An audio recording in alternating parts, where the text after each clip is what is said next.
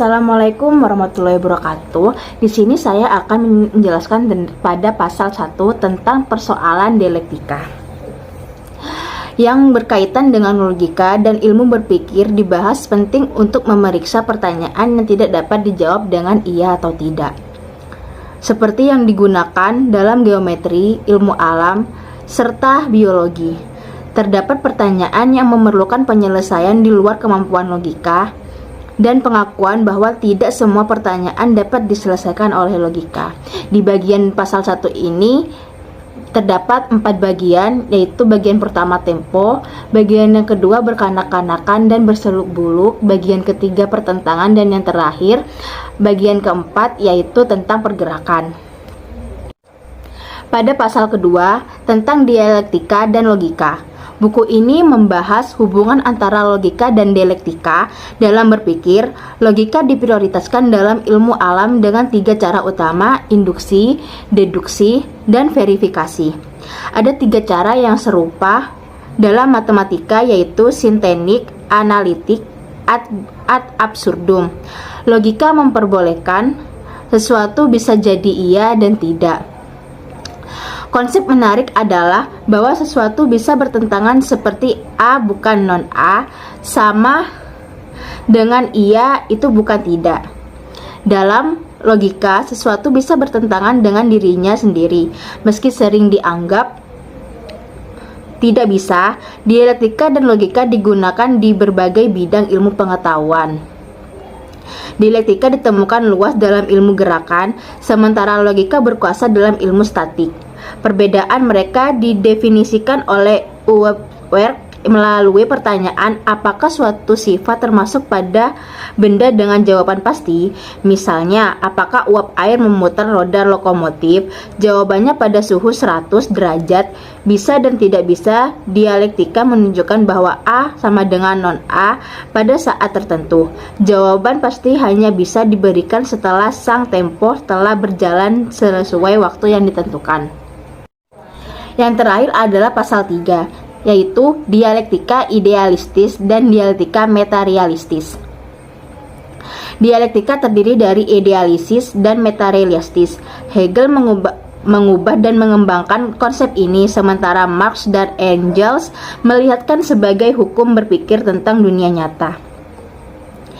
Hegel melihat gerakan pikiran sebagai harmonisasi kontradiksi, sementara Marx dan Engels menganggapnya sebagai cermin refleksi objek di luar pikiran, dan melihat perjuangan kelas dalam masyarakat sebagai dasar perubahan, bukan hanya hasil konsepsi pikiran. Marx dan Engels juga menyoroti konsep negation dan negation seperti pencapaian tinggi, di mana perubahan terjadi bukan hanya dalam pemikiran tetapi juga dalam realitas sosial. Hegel dan Marx Engels mempertimbangkan dinamika dan evolusi dalam pemikiran, menekankan perubahan sebagai hasil dan interaksi antara konsep saling bertentangan. Assalamualaikum warahmatullahi wabarakatuh. Saya Alifa dengan NIM 19 akan menjelaskan mengenai pasal ketiga, di mana pasal ketiga ini menunjukkan bahwa meskipun ada kesamaan dalam pengakuan akan kepentingannya pergerakan dan interaksi, pendekatan Hegel yang idealis berdasarkan secara mendasar dan pendekatan Marx berdasarkan materialis. Pemahaman ini tentang dialektika ini penting untuk menganalisis di mana dinamika sosial dan sejarah dalam kehidupan. Pada pasal keempat, Marx mengakhiri dengan seruan untuk mengubah dunia melalui tindakan yang nyata, bukan hanya melalui pemikiran abstrak. Di mana di sini dapat disimpulkan bahwa dalam kehidupan ini perlu dipikirkan secara teratur, tidak dengan tiba-tiba dilakukan gitu. Ini menekankan bahwa perbuatan manusia adalah inti dari pemahaman realitas dan perubahan sosial. Dengan demikian, pasal 4 ini menyoroti pentingnya hubungan antara benda atau realitas material dan ide atau pemikiran dari manusia itu, serta bagaimana keduanya akan mempengaruhi dalam konteks sosial dan konteks ekonomi. Selanjutnya yaitu pasal kelima yang menunjukkan bahwa Sebuah benda tidak dapat mengubah pemikiran manusia, tetapi pikiran manusia dapat mengubah masyarakat. Penulis ini menunjukkan bahwa hal tersebut menolak pandangan bahwa maksim pemikiran bersifat mekanis dan pasif, atau sebaliknya pemikiran aktif dapat mempengaruhi dan mengubah kondisi sosial. Dengan demikian, pelantunan menjadi gambaran interaksi kompleks antara manusia dan individu dalam dialektika materialisme. Terima kasih. Assalamualaikum warahmatullahi wabarakatuh. Perkenalkan, nama saya Dena Mala Putri dari NIM 007. Saya dari kelompok 5 yang akan menjelaskan tentang pasal 6, yaitu benda masyarakat mengenai pikiran. Masyarakat dan budaya Indonesia, khususnya di Pulau Jawa, telah mengalami transformasi yang signifikan akibat perubahan lingkungan, akibat sosial, politik, dan ekonomi. Dalam konteks pembelajaran dari pengalaman Jepang dengan gempa bumi, pengetahuan dan teknologi mengubah sikap masyarakat menjadi lebih proaktif. Di sini, perubahan dari perantau menjadi melekat pada desa telah mengikat masyarakat kepada tanah mereka. Meskipun ada dorongan untuk bermigrasi akibat kepadatan penduduk dan kesulitan hidup. Selain itu, dengan mengacu pada pemikiran Marx, perubahan dalam struktur sosial dan ekonomi memengaruhi pola pikir individu dan masyarakat yang mengarah pada pertarungan kelas dan pembentukan masyarakat baru. Perubahan ini sejalan dengan perkembangan dan pertentangan dalam sejarah manusia, di mana hubungan antara benda, masyarakat, dan pikiran sangat berpengaruh dalam pembentukan pandangan dunia dan identitas sosial. Assalamualaikum warahmatullahi wabarakatuh. Perkenalkan, nama saya Nur dari NIM 008. Saya dari kelompok 5 ingin menjelaskan tentang pasal 8 tentang masyarakat dan seni, serta pasal 9 perkenaan dan pelantunan antara benda-bendanya masyarakat.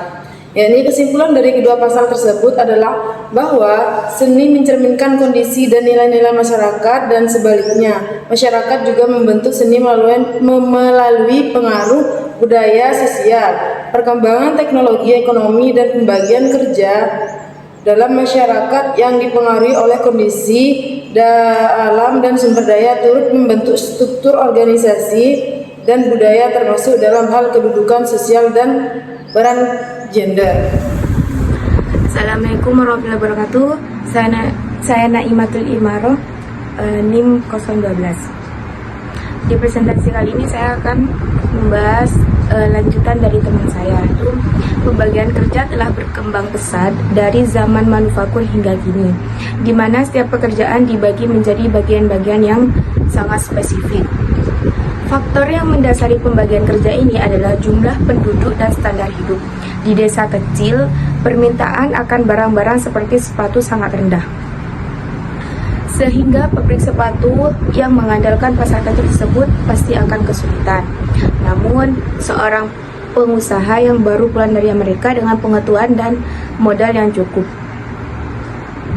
walaupun tantangannya besar menghadangnya, ini tetap aktif dan memiliki visi untuk memajukan bangsanya. Perlantunan. Dalam analisis perlantunan antara sifat bumi, iklim, dan keadaan ekonomi, kita melihat hubungan timbal balik yang kompleks. Sifat bumi dan iklim berfungsi sebagai kondisi yang mempengaruhi perkembangan pesawat, yang pada gilirannya menjadi faktor dalam keadaan ekonomi. Dalam konteks ekonomi kapitalitas yang kita amati di Indonesia, terdapat dua sifat utama yang perlu diperhatikan. Pertama, penghasilan liar atau anarchy in production, di mana setiap industrialis menentukan sendiri hasil dan harga tanpa berkoordinasi dengan rekan-rekannya. Kedua, persaingan antara perusahaan. Pasal 10 ikhtisar. Di pasal ini membulatkan perlantunan dan perkenaan antara beberapa benda dasar masyarakat dengan tata jiwa, idaman masyarakat. Saya beri istilah ikhtisar di bawah ini. Di bagian pertama, perlantunan besar antara masyarakat dan paham. Pasal 10 membahas hubungan antara masyarakat dan paham melalui konsep besar. Dalam bagian pertama dijelaskan bahwa setiap masyarakat berfungsi sebagai alat untuk membentuk paham yang pada gilirannya dapat mempengaruhi pembentukan masyarakat baru. Di bagian kedua ada perlantunan kecil. Dalam bagian ini membahas bagaimana sifat bumi dan iklim berfungsi sebagai alat dan menciptakan keadaan ekonomi. Yang di bagian 3 ada perkenaan atau satu arah. Sifat bumi dan iklim jadi alat adanya pesawat. Pesawat itu jadi alat adanya perhubungan ekonomi. Perhubungan ekonomi itu menjadi alat adanya kelas yang berkuasa. Dua perkakas ini yakni berhubungan ekonomi